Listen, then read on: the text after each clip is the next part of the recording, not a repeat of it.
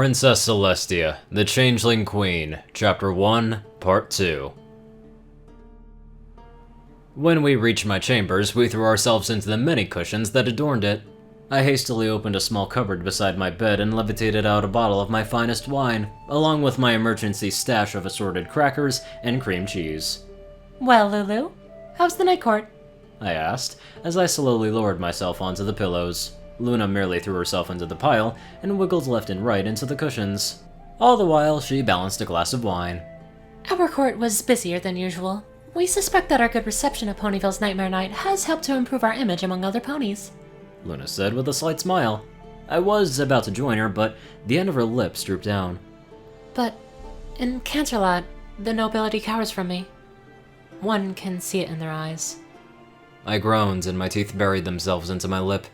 Luna had acquainted herself with modern culture, but the nobles had not acquainted themselves with her. 1,000 years of tradition and particularly scary bedtime stories were making it very difficult for her to change her image. My brow furrowed slightly as I pondered a way to solve this problem. Out of nowhere, I had a thought that might at least cheer Luna up. My mouth stretched across my face and my eyes glittered with glee. Luna, you were always very good at guiding lovers and cheering. I snickered and felt my cheeks warm up a little. A fertile consummation. Luna blushed and snorted, but her ears were pointed with sudden alertness. Would you like to organize the honeymoon for the royal wedding? I asked. The blue alicorn stared at me as if I had gone and turned into Discord himself. When she spoke, her voice was hesitant and tentative. Sister, what are you saying? Dost thou really want to delegate such an important task to us, of all ponies? We have just returned, and... I wormed my way through the cushions and firmly placed my hoof on Luna's shoulder. Even though she tried to avoid my gaze, I met her eyes anyway. And I believe that you can do it, sister. Your knowledge of modern Equestria has improved substantially since your return. The fact that you recognize the term honeymoon shows this. I am sure you can do this. It was a bit of a gamble, but if anything, I knew that Luna would do her best to make Shining Armor and Princess Cadence's honeymoon the most romantic trip a couple could ever have. Luna squealed eagerly, threw her hooves around my neck, and nuzzled me. I nuzzled back. Years of practice allowing me to make it appear natural, though I felt a pang of wretchedness at my deception. Luna was such a dear. Sometimes I wished that she was my real sister. I shook those thoughts out of my head and took a final sip out of my glass before I put it back onto the tray. Well, I better stop drinking. At this rate, I'll be intoxicated. I chuckled. But Luna glanced at me curiously. Sister, since when did we get intoxicated? Inquired the Night Princess. I blinked and searched the muddled memories in my adult head, trying to remember what I did wrong. I relaxed my facial muscles to keep my expression as straight as possible. Since... when? I frowned. Parties whizzed through my mind, giving way to past banquets, yielding to feasts of a far-gone time. And suddenly, as I browsed over a particular recollection, I realized my slip-up. My mouth almost opened at that epiphany, but I kept my jaw shut. Alicorns did not get drunk.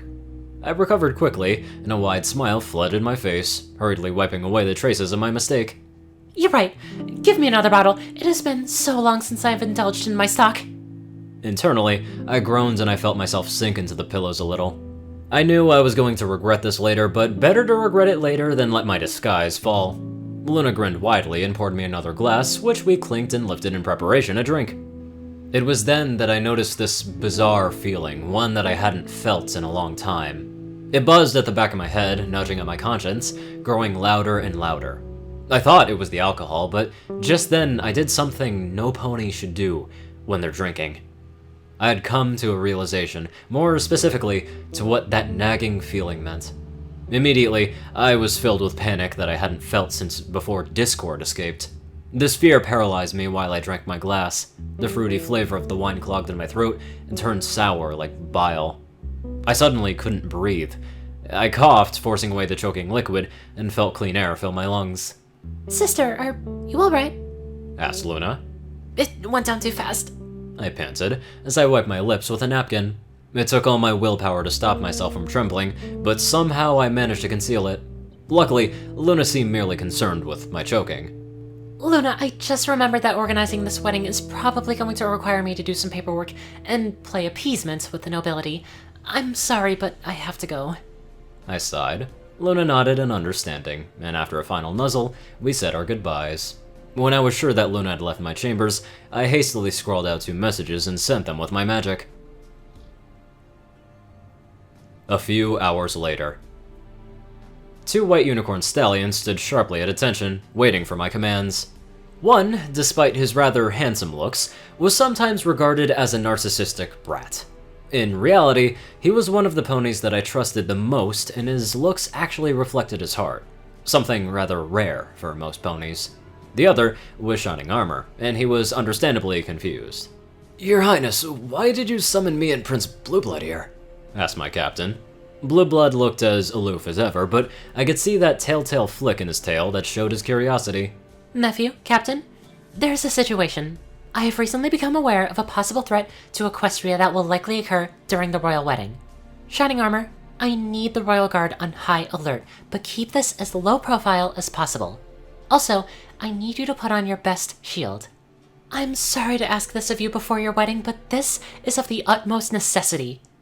Shining Armor's face had twisted in surprise and worry, but he didn't ask any questions and merely saluted. "As you wish, Your Highness," snapped my captain. With a curt nod, I dismissed him and turned to my nephew, who wore a frown on his face. If you have any questions, nephew, you know you may always ask them, I said with a smile. Blueblood nodded, his brow knit together and his eyes examined me closely. "Auntie, how did you become aware of this threat to Equestria?" asked my nephew warily. I then chuckled. Blueblood, trust me as you always have. My methods of acquiring knowledge go beyond your role in the nobility, I explained. My nephew, perceptive as always, though he usually acts like a dandy, glared at me. "Auntie, you're more scared of this threat than you're letting on. Why would you intrude on Shining Armor's marriage to ask him to put up a shield?" inquired Blueblood. There was just no hiding from that stallion. After all, I had helped to raise him ever since his fortune was lost in a fire. I sighed and turned to look into my large gold leaf cheval mirror. I saw a regal white alicorn with a rippling tricolored mane. Her mouth was straight, but their edges drooped down to the ground. She had great majestic wings, yet they were tightly pulled to her body, like she had something to hide. Her eyebrows appeared to be crumpled and warped. I stared into my quivering magenta orbs. I will tell you, Blueblood. Someday. But for now, I need to ask you to trust me as you always have. I need you to form a committee and go through the government records. Compile a list of every pony citizen without a birth certificate and immigration record. Look for any irregularities such as ponies that went missing and then miraculously returned, ponies that have appeared in one place when they were proven to be somewhere else. Wait, are you saying our enemy is replacing or impersonating ponies? Who or what exactly are we up against? Demanded Blueblood. Momentarily, I turned to judge my nephew. He had taken a step closer to me, his eyes entirely focused on my face. I have an idea who is involved, but I'm not sure if they are a threat. They haven't been for a long while, and this is merely a contingency for if they do become a threat. I explained. My nephew moaned at the prospect of doing more work before he nodded and began to make his way to the door. How is Romana, by the way? I asked. Blueblood, despite his attempts to stop it, blushed. We are keeping our relationship under wraps. I wish I could just be open with it and stop having to put on my act as usual, but I do not want to settle down while I'm still useful to you. I rolled my eyes, ruffled my nephew's slick back hair, and nuzzled him. There's a lodge I sometimes use when I want to get away from court life. It's a lovely little place on the far side of Mount Cantor with a magnificent view. The keys and the map will be sent to you tomorrow, and I strongly advise you to bring a guest, I whispered. Blueblood's downturned lips quickly flipped themselves up, and he trotted off, and there was a light canter to his steps. When he had left, I turned to my mirror and did something I hadn't done for a long time. I dropped my disguise, letting the mask I put on fall and stared at my true self. For if my biological instinct was to be trusted, I would be seeing a monarch very soon, and I had to be prepared for the sight. I needed to be prepared for the sight of a fully ascended Changeling Queen. not some exiled runt, I whispered to the empty room. The concept of Princess Celestia as a Changeling Queen is very intriguing, and this story makes it even more so. Now, let's get on to our royal donators. Top donators, Dash of Evergreen, J Tinman, and Darkside. Peter Coulthard, dospo, RuneScythe9852, CourierCruz CI, Delta Omega, Ryanny Dragonwolf, Secret Moon, Tallrascha, The Toilet Snake, Soul Dragon, Sword Brethren Mordred, Starlight Glimmer, Squiddy Boy, David E. Sanchez, Gaggy, Trey, Shadow Drake, Jupir C, Alex F, Rainbow Dash, Teal K. Anderson, and TV Killer. Thank you all very much for watching this video, and live life to the fullest.